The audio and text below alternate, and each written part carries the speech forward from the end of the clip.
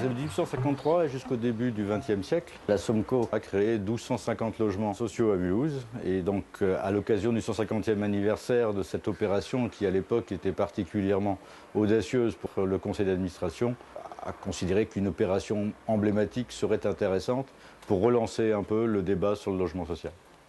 Le point de départ, c'est uniquement un grand terrain libre dans la cité ouvrière.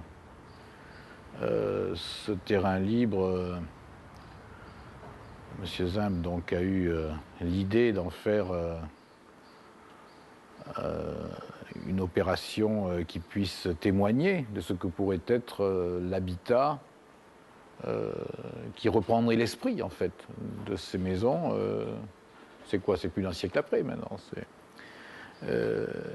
Et donc, nous avons parlé à ce moment-là, et effectivement, ça correspondait à des attitudes que j'avais explorées en d'autres temps pour le logement social, et je lui ai dit que ça me paraissait une excellente idée, mais je lui ai surtout dit que ça me paraissait une excellente idée si ça pouvait témoigner de différentes attitudes, et de différentes attitudes émergentes, autrement dit plutôt avec des jeunes architectes. Pour une fois, les 5 architectes n'étaient pas en concurrence, mais en comment on peut dire, Réunion amicale.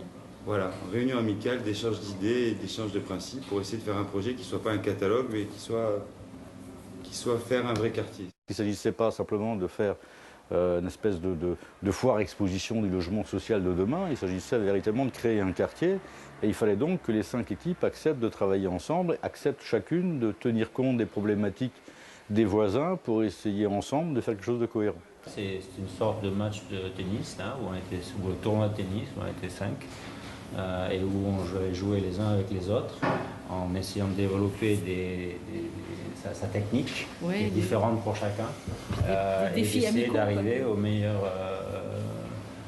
résultat.